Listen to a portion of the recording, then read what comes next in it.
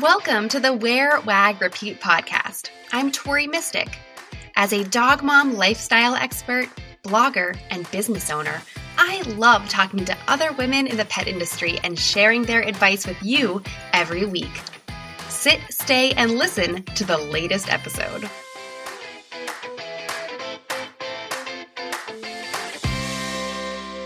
Welcome to another solo episode of the Wear, Wag, Repeat podcast. I am your host, Tori Mystic. And today I am excited to talk to you about a few things. The topic of today's episode is customer psychology. This is a topic that I sort of teased in my last solo episode and asked you guys if you would want to hear more about it. And you said you did. So I'm going to talk about that as sort of our main topic here today. But first, I want to give you like a little personal update on what's happening at my house this week. And then I also want to tell you about what else is coming up on the podcast for the rest of this year. But before I do either of those things, let me tell you real quick about my Black Friday deals. Now, I know you might be like, totally Black Friday'd out, even though it's not even actually Black Friday yet. I feel like all the deals started way early. It's been like Black November around here. But that's okay. I like to save, and I'm assuming that you do too. So there's lots of deals to be had.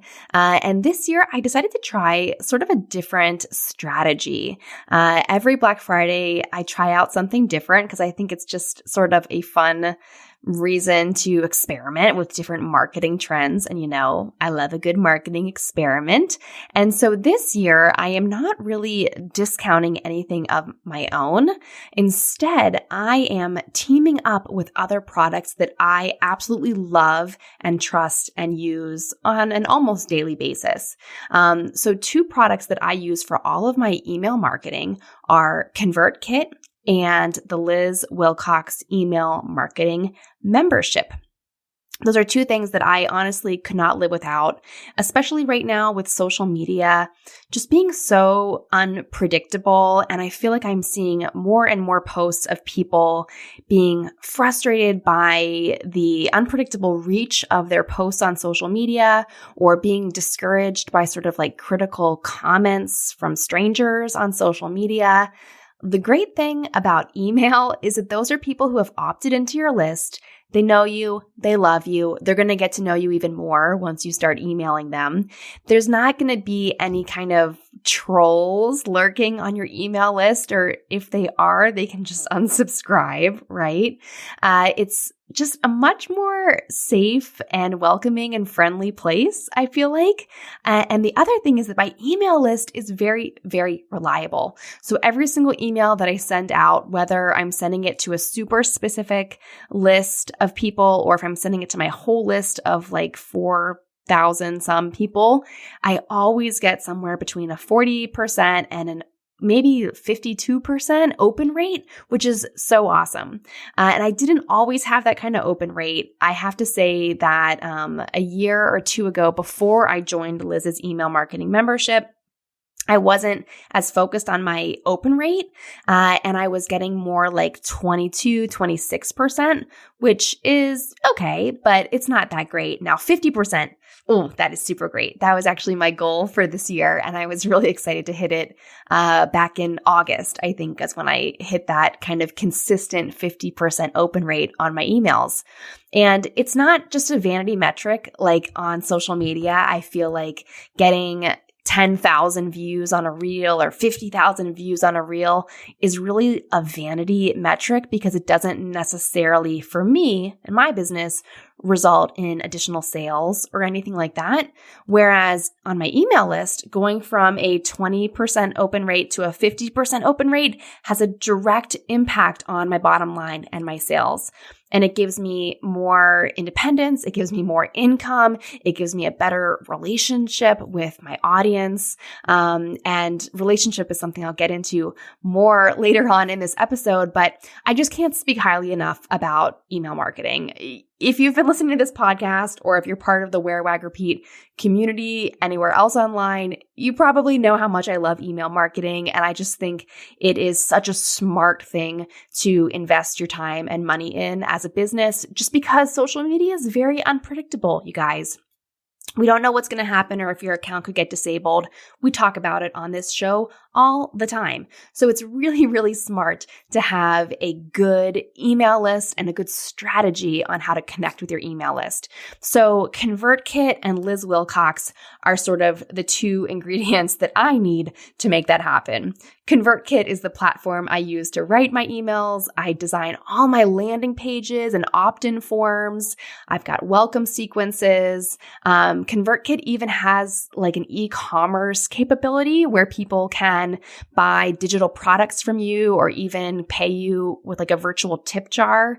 There's so much going on ConvertKit. I also have like my link in bio link page on Instagram is made as a ConvertKit landing page. And then Liz Wilcox is this amazingly wonderful, just positive, bright light of a person. I love her. And every single week in her membership, which is only $9 a month, y'all, that is crazy. For $9 a month, every single week, she sends you a Mad Libs style email template. And not only is it a template, but she explains to you like the psychology of why we're using this template, why you want to share a personal story in your email and let people get to know you. Why you might want to have one email that's really about driving clicks and another email that's really about driving replies or whatever it is.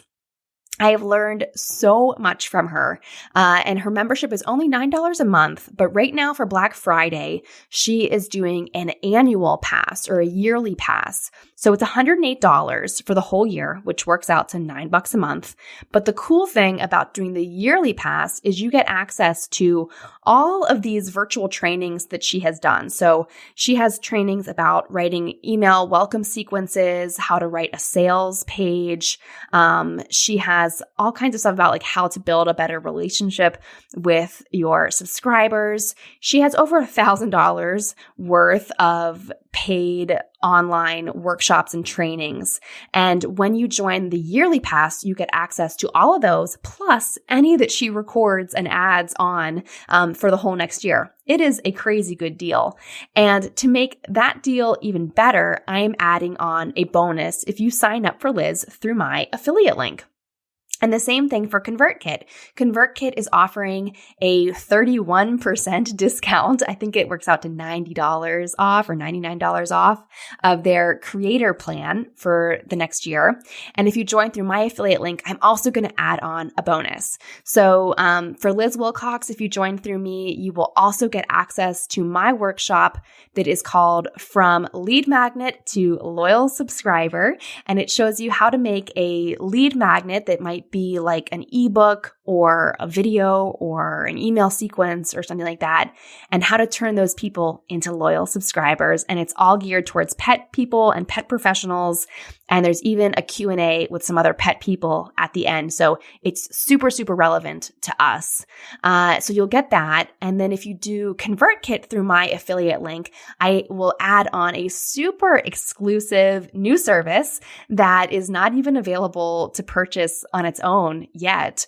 But I am offering a welcome sequence audit. So basically, you will draft up your welcome sequence emails, which might be anywhere from 1 to 5 emails. I would recommend more than 1 if I were you. But you'll draft up your welcome sequence, send it over to me, and I will work on it with you to edit and make suggestions to make it better, to make it more effective, and ultimately to help turn your subscribers into people who love and trust you.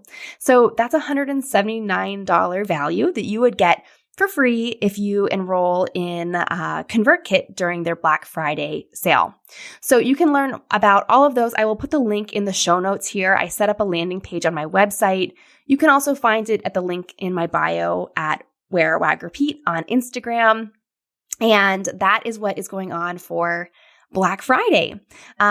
Here at my house, it's a little bit crazy. It feels like a Black Friday sale because every time I go downstairs, I am bombarded by not Black Friday shoppers, but by puppies, because I am fostering my first puppies. My first foster dogs happen to be 2 puppies. And this is really exciting and relevant to the podcast because back in August, I interviewed Suzanne Kogut from Petco Love. That's the Petco Foundation. And she was educating me about the importance of fostering and how if we could just get 1 million people in the whole United States to foster, that we could essentially eliminate euthanasia due to overcrowding of shelters. And I just felt like 1 million people is not a whole lot. Like that's doable. And it's something that if I do it, I can make an impact. And if I influence 2 more people to do it, that can make a bigger impact. And it just kind of will spread from there. So I'm really, really proud and excited to be fostering these puppies this week. And one comment I am getting a ton of is, oh, Tori, you're going to foster fail, or people are telling me how they foster failed. And if you're not familiar with that term, it basically means that you were fostering, so you were supposed to provide temporary shelter for a dog, and you ended up keeping them permanently. And that's this cute term, foster fail. And I'm really happy for everyone who finds their forever dog that way. But for me, it's really important that I foster and I do not fail because I want to continue fostering other dogs. So a lot of times if you foster fail, it means that the world has lost a foster home for another dog. So it's important to me to kind of remain a foster, to not be a foster fail. No shade on anyone who has. I'm happy for you that you found your dog that was meant for you. That's totally great. But it's important to me to remain a foster home for dogs and keep Bert and Lucy as my own 2 permanent dogs. And then when needed, we can provide a foster home for dogs who need it. So that's something that I am passionate about. And I think foster fail has become a cute word that people, or a cute term that people like to use. But really it indicates that there are less foster homes available for dogs. So it's not really the best thing. Okay, so that's the update of what is going on here right now in terms of Black Friday and puppies. Coming up through the end of the year, I have an amazing lineup of episodes for you. Kicking it off next week, I have Diana Ackelman. She is the founder of Pet Pocketbook, which is a fantastic app that helps pet sitters and dog walkers organize their business. And then all through December, I have really, really great interviews. So the first interview in December is Shannon Ross of Springer Pets. She's been on Shark Tank. She just landed a collab with Outdoor Voices. She makes a dog water bottle that you squeeze and it has the bowl on the top of it. Water comes out, and then when you let go, the water can go back down in. She also just started making some walking kits with leashes and bags and all kinds of stuff. Next up, I'm going to have an interview with Orzie Clark. She is the founder of Praline's Backyard, which is a cage-free boarding and daycare facility that will be opening later on in 2023. And her mission is to raise awareness of the lack of dog-friendly housing for domestic violence survivors. So this is actually something I learned about maybe 5 or 6 years ago, that around 10% of domestic violence shelters have accommodations for dogs. So a lot of people are left with the decision of leaving an abusive relationship, whether they should leave their dog or stay in the abusive relationship. So Orzie is doing what she can to raise awareness about that and also provide a facility to house those pets temporarily while their owners are creating a better living situation for themselves. So I'm really excited for that. After that interview, we have a discussion with Morgan Weber. She is the 2022 Pet Sitter of the Year, and she has also created another business called Memory Flame Candle. That episode will be coming out right before Christmas. It's a wonderful episode. I think it's perfect timing for that, and it is going to lead us into episode 250. Can we just take a moment to appreciate that there are 250 episodes of the Wear, Wag, Repeat podcast coming out? That will be on December 28th, and I'm working with my podcast producer to put together a recap of my 5 favorite podcast moments ever. It feels like an episode of Oprah. I'm really excited. I'm going to go back through the archive.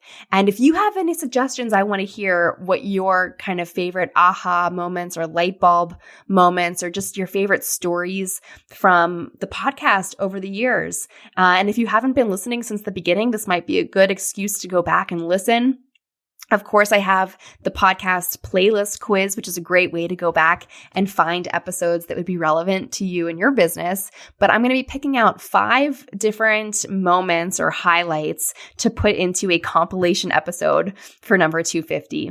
So I am really, really excited about that. And I want to get your input too. So stay on the lookout for some different posts and emails, of course, that I will be sending out asking for your recommendations for episode 250. Okay, so let's get into what I really want to talk about this week, which is how to convince people that they really need what it is that you are selling. It's really important that you build a relationship based on trust when you are working in the pet industry. People want the very, very best for their fur babies, whether they are a pet owner or a pet parent or a pet guardian or whatever they consider themselves to be. It's really important that they trust you, and that's going to make them a lot more likely to purchase from you, whether it is a service or a product or whatever it is that your business is all about. So let's talk a little bit about this customer psychology and how we can get people to trust us. And this is a very timely topic this week. Feel free to implement any of this. I think I'm just going to be describing it in a way that you can implement it right now and leading up to the holidays, or make it part of your 2023 marketing plan. So the first thing I hear a lot of people being worried about is appearing sleazy. So even the topic of this episode, I think, might make some people's skin crawl a little bit when you hear how do you convince people to buy what you're selling? It sounds a little bit creepy and a little bit sleazy, doesn't it? So I often hear people, and I never hear men complaining about this, but I hear a lot of women just complaining that, I don't want to do that because I don't want it to be salesy and I don't want it to be sleazy. But let me just tell you something. I heard this, I forget who said this, but this was somehow in one of the Marie Forleo courses that I took, was that it's not going to come across as sleazy if you're not sleazy. So I am guessing, if you're listening to this show, if you're part of my community, that you're not a sleazy person, because you wouldn't like me if you were. So if you're listening to this, I'm pretty sure you're not a sleazy creepazoid. So your marketing, if you're being honest and true and authentic, your marketing is never going to come across as sleazy and salesy as long as you are just being you. So I just wanted to put that out there right off the bat. But we still have to use a little bit of customer psychology. So we need to think about telling people how your product or service is going to benefit them, right? And people are motivated by different things. So telling someone how it's going to benefit them, you might want to tell them the features. So let's say, for example, that you make a dog crate. Okay, I'm thinking about that because those puppies, I can hear them crying away in their crate downstairs. They want me to come and play with them. But I need to finish this episode first. So let's talk about a crate, for example. If that's your product, you could, of course, tell people my crate has one door. It keeps dogs inside, or it keeps dogs outside of it. It is wire, and so it lets lots of air circulate. It has a lining on the bottom, like a bin thing on the bottom, so it will protect your dog from touching the ground. I don't know. Those are like the very straightforward features of a product. So you could definitely tell people that. However, if you can give them a little bit more of a story about how it will benefit them, it will be a lot more effective. So for example, with a crate, we might want to tell people that, there's so many reasons why you might want to crate your dog. And you could share with them some examples of how it keeps them safe, how when you were growing up, your family dog was not crated and they ended up getting into something and eating way too much food and getting bloat, and they had to go to the emergency room and they didn't make it, or, some kind of heartbreaking story, which, we've all heard those kind of stories. But that would be something that would definitely tell people why a crate would benefit them and their dog. It could literally save their life. You might want to tell people that if they have a puppy who's going to be tempted to chew on everything and explore their surroundings, that not only would the crate keep your puppy safe, but it would also keep your belongings safe. It would save you so much money because you won't have to replace all of your furniture and all of your rugs and things because the puppies are kept safely away from other things. You could also tell people about different features of how your crate is manufactured. There's so much that you could tell people about this dog crate to convince them that they really need it and not make it sleazy, but make it really authentic. I think you also have to really consider what people are motivated by. Are they motivated by the greater good? Are they motivated by self-improvement, self-preservation, something that's going to be good for them? Are they motivated by charity? Do they want to know if your product, for every crate they buy, is one crate going to be donated to a dog rescue or something like that? Are they really concerned about saving money? So can you do a price comparison about how your product lines up to other things, or how your product would save them more money down the line? It's going to save them thousands of dollars in potential vet bills by keeping their dog safe and not getting into trouble. Or is your customer really motivated by keeping up with the Joneses? So maybe you have a crate that is gold-plated or something like that. And you're just going to tell people this is the most expensive, most exclusive dog crate out there. Nobody else on your street is going to have it. And maybe that is a good motivator for your customer. Remember that making something seem cheap is not always a motivator to everyone. Sometimes people are going to want the thing that's most expensive because they associate expensive with good quality, even though it is not always the case. So you have to really get to know your customer and figure out what they are motivated by. So once you figure that out, you're ready to sell. Oh, no, just kidding. Hold up. Don't do that yet. Before you jump straight into selling, I want you to work on building a little bit of trust. So this is where your stories and your experiences are going to come in. If you, once you've figured out what your customers are motivated by, so if your customer is really motivated by saving money, for example, you're going to want to tell them how your crate compares in price to the competition, how your crate is going to save them so many bills later on at the vet, or how your crate is going to keep their dog from destroying their home so they don't have to replace all of their furniture. So you have all of these things that you know are going to be great motivators for your customer. You might want to say that your crate also, it comes with a what do they call it? Like a crate bed. I think there's a special word for it, but like the bed that perfectly fits inside the crate. Maybe that comes with that. It's an added value, a $54 value for free when you buy our crate. Something like that. This is going to work really well if your customer is motivated by saving money. So that is kind of that that customer's profile. If your customer wants to have the greatest, best, most expensive thing, that's going to be a very different approach. So you just want to think about what your specific customer is motivated by.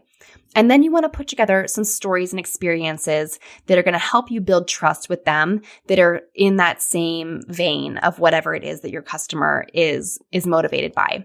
So you're going to tell your own personal stories. You're going to collect stories from customers and family members, from any testing that you've done. You're going to collect all of this stuff so that you can really build trust with your audience. And that relationship is really important for a pet business. People are trusting you with their precious little fur babies' lives. So no matter what kind of business, even if you're making treats and bandanas, they need to trust you. Even if it's not a crate that's, going to potentially save their life. Still, a bandana is going to be something that they could wear out and they're going to create memories together, and they want to trust that it's going to last and it's going to not fall off and fall apart, and it's going to look good so they can still take photos all day long with it. It's not going to look bad by the end of the day. You need to build that trust with them. So make sure that you tell lots of different stories. And then once you feel like you've built that trust up, then you can start to sell your product to them. And I promise you, if you do it in this order, the selling will be easy, breezy, beautiful, cover girl. So you really need to start off with figuring out what your customer is motivated by, what features of your product or your service are going to tie into that motivation, and then tell them lots of stories to help build trust. It just so happens that the Liz Wilcox email marketing membership I was telling you about, her whole psychology is really a lot about telling stories and building trust and building that kind of relationship. So if this is intimidating to you, or you're like, I don't want to do all of that, I just want to skip straight to selling my stuff, I really would recommend that you sign up for Liz's membership, whether you do the annual pass or if you just do the month to month, either one is fine. But Liz is going to really help give you some templates and help you figure out how to tell stories in a way that builds trust with your audience. It is really invaluable. And when you do this, you're going to see that the selling just comes easily because people trust in you, they trust in your product, and it's going to be a no-brainer for them to purchase from you or to sign up for your services.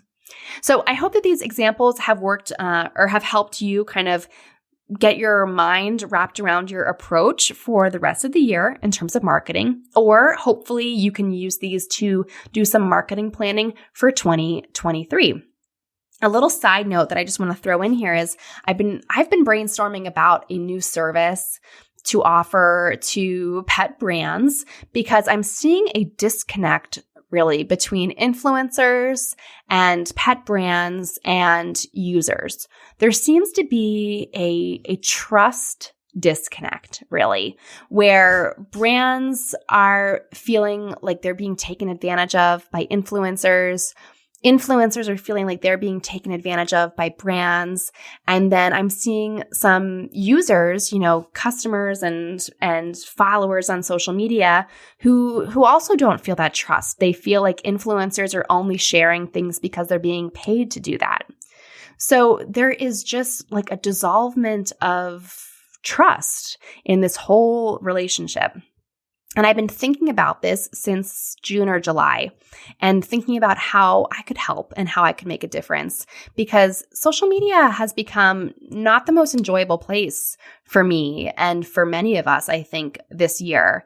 And so I was just thinking if there's a way that I could help brands come up with better influencer campaigns and better strategies with their influencers, that we could make social media enjoyable again, make it a better place to be.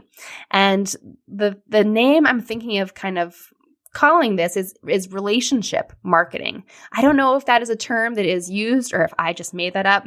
I was having coffee with my friend the other day and telling her about this. And I was like, what would you call it? What would you call something that's like influencer marketing and affiliate marketing and, email marketing and all these different things? And the word we came up with was relationship marketing. And I think that's kind of an interesting little spark that I might be able to work into a nice big little campfire.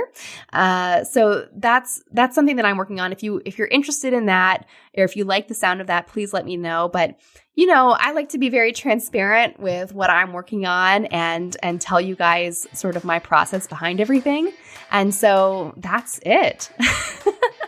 So I hope that you enjoyed this solo episode. I can hear the puppies are getting restless and Bert and Lucy are getting restless.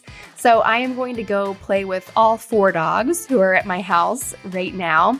And I wish you the happiest Thanksgiving. And I look forward to sharing lots of great episodes with you throughout the end of the year. What did you like most about this episode? Find me on Instagram at TMystic and let me know what intrigued you or what questions you have about starting or growing your own dog-inspired business. You can also screenshot this episode and tag me in your stories. I love to see who is listening out there. Some of the best conversations happen after the episode, right? So track me down over on Instagram or join the Wear, Wag, Repeat Labs Facebook group to connect with other dog-obsessed entrepreneurs. And as always, you can find all the links and resources discussed in this episode at wearwagrepeat.com/podcast. See you back here next week.